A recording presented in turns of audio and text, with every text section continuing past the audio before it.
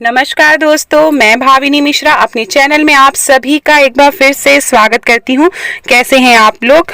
आशा करती हूँ आप सब स्वस्थ और सुरक्षित होंगे। इस वीडियो में मैं आपसे ऋषि पंचमी की संपूर्ण पूजन सामग्री और पूजन विधि शेयर कर रही हूँ, तो वीडियो के साथ बनी रहिएगा। भाद्रपद शुक्ल पक्ष की पंचमी तिथि को सप्त ऋषि पूजन के व्रत और का विधान है। तो सप्त ऋषि की पूजा की जाती है, साथ में अरुंधति माता की पूजा की जाती है, गणेश और गौरी माँ की पूजा की जाती है। तो पूजन सामग्री मैं आपको बता रही हूँ। पूजन सामग्री में हमें 7 सुपारियां चाहिए इस तरह से, और 1 सुपारी अरुंधति माता के लिए और 1 गणेश भगवान जी के लिए। तो टोटल 9 सुपारी आपको चाहिए। 1 हल्दी की गांठ लेंगे जिसको माता गौरी मानेंगे, या आप गोबर से भी माँ गौरी बना सकते हैं। सुपारी न मिल पाए तो आप मिट्टी से भी सप्तऋषि बना सकते हैं। सुहाग का सामान चाहिए अरुंधति माता को चढ़ाने के लिए। फूल चाहिए, फल चाहिए, अक्षत, हल्दी, कुमकुम, कलावा चाहिए। आप चाहें तो वस्त्र चढ़ा सकते हैं, वस्त्र चाहिए, जनेऊ चाहिए, मीठी चीज़ आप भोग में बना सकते हैं। इस तरह से फल फूल चाहिए। तो ये सारी चीज़ें चाहिए। ऋषि पंचमी के व्रत में ऐसा माना जाता है कि हल से जो चीज़ें नहीं खाई जाती हैं, तो इस व्रत में थोड़ा ध्यान रखना पड़ता है खाने पीने का। सबसे पहले एक चौकी लेंगे, उस पर लाल रंग का वस्त्र मैंने बिछाया है। उसके बाद हम चावल का एक ढेर लेंगे और अष्टदल कमल बनाएंगे और सबसे पहले कलश स्थापना करेंगे। उसके बाद हमें आसन बनाना है, ऋषियों के लिए आसन बनाना है। तो इस तरह से चावल का ढेर बनाएंगे। अगर आप बहुत से लोग सामा का चावल यूज़ करते हैं क्योंकि वह जोता बोया नहीं जाता है, तो आप वो भी यूज़ कर सकते हैं। तो इस तरह से 8 ढेर हमें बनाना है। 7 सप्तऋषि के लिए और 1 अरुंधति माता के लिए बनाएंगे। इसको हम चौकोर कर लेंगे। आसन को हमेशा चौकोर कर देना चाहिए। उसके बाद हम कलश में आम के पत्ते लगाएंगे। आम के पत्ते ना मिले तो आप अशोक के पत्ते भी लगा सकते हैं। उसके बाद उसके ऊपर चावल से भरी कटोरी रखेंगे। इसके बाद हम हाथों में फूल अक्षत लेंगे। इस तरह से संकल्प करेंगे पूजा के लिए कि सप्तऋषियों की पूजा के लिए, और देवी देवताओं का आह्वान करेंगे, सप्तऋषियों का आह्वान करेंगे कि वो यहाँ पर विराजमान हो, और व्रत का संकल्प करेंगे। उसके बाद जो आपने फूल लिया है वो वहीं पे आप यहाँ पर कलश के पास रख देंगे। इसके बाद गंगा जल से आचमन करेंगे, स्थान को पवित्र करेंगे। जब हमने पाटा रखा था तब भी हम पवित्र करेंगे। उसके बाद हम आसन, जो हमने चावल के आसन बनाए हैं, उसके ऊपर हम सुपारी रखेंगे। तो 7 सप्तऋषि हैं, उसके साथ 1 और सुपारी रखेंगे माता अरुंधति के लिए। इस तरह से उसके बाद 2 आसन और बनाएंगे। भगवान गणेश और माँ गौरी की भी पूजा की जाती है, तो उसके लिए भी हम आसन बनाएंगे इस तरह से। तो माँ गौरी को मैंने हल्दी से बनाया है और सुपारी पर मैंने कलावा बांध दिया है। गणेश भगवान जी को स्थापित किया है, और सबसे पहले गणेश भगवान जी को जल अर्पित करेंगे, माँ पार्वती को जल अर्पित करेंगे। उसके बाद सप्तऋषियों को हम जल अर्पित करेंगे, माँ अरुंधति को जल अर्पित करेंगे, कलश पे जल डालेंगे। उसके बाद हम हल्दी, कुमकुम, अक्षत लगाएंगे। जैसे हम पूजा करते हैं उसी तरह से हल्दी, अक्षत, कुमकुम लगाएंगे। माँ गौरी को और माता अरुंधति को हम सिंदूर लगाएंगे, सिंदूर चढ़ाएंगे। तो इस तरह से हमें पूजा करनी है। अगर आपको सप्तऋषि के नाम आते हो तो आप उनका नाम लेके उनका आह्वान कर सकते हैं। कलश पे भी हम हल्दी, अक्षत, कुमकुम लगाएंगे। इसके बाद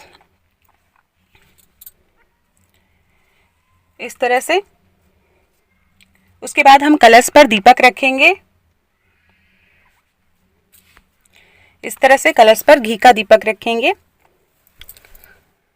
उसके बाद हमें फूल अर्पित करना है। तो सबसे पहले भगवान गणेश को फूल अर्पित करेंगे, माँ पार्वती को फूल अर्पित करेंगे, सप्तऋषि को फूल अर्पित करेंगे, माँ अरुंधति को फूल अर्पित करेंगे। तो ये मैं सफ़ेद रंग का फूल चढ़ा रही हूँ। आपको जो भी फूल मिले आप वो फूल चढ़ा सकते हैं।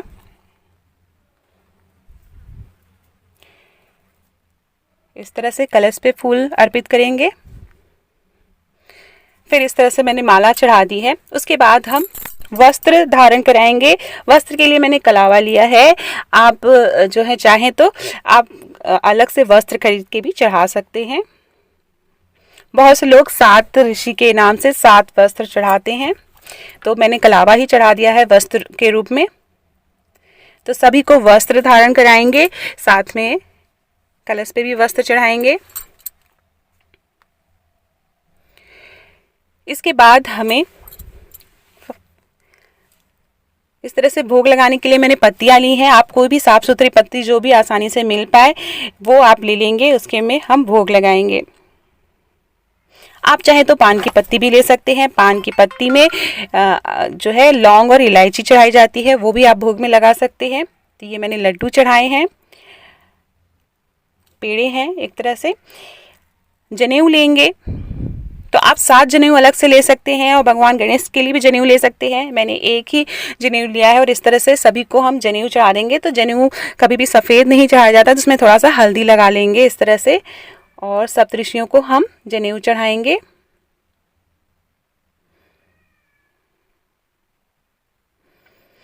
उसके बाद हमें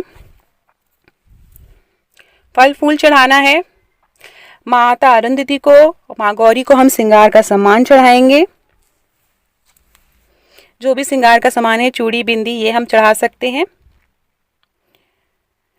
उसके बाद फल फूल चढ़ाएंगे। तो सबके लिए अलग अलग फल फूल चढ़ाएंगे। तो जो भी फल आसानी से मिल पाए वो हमें चढ़ाना है। केला चढ़ा सकते हैं, जो जोता बोया नहीं रहता है, जैसे केला है, सेब है, तो फल इसी तरह से चढ़ाए जाते हैं। भगवान का आह्वान करते रहना है, ग्रंथों में इसका विधान है। इसका मैं महत्व बताने जा रही हूँ कि जैसे कोई भी जो है मासिक धर्म होता है महिलाओं का, और उसने कभी भी पूजा पाठ कहीं मंदिर में चली गई हो या रजस्वला हो, उस टाइम पे उनसे कोई भी पूजा पाठ में गलती हो गई हो, तो उसके लिए यह व्रत माना गया है कि इसका व्रत करने से, सप्तऋषि को प्रसन्न करने से उनके जो भी दोष होते हैं वो दोष से मुक्त हो जाती हैं महिलाएं।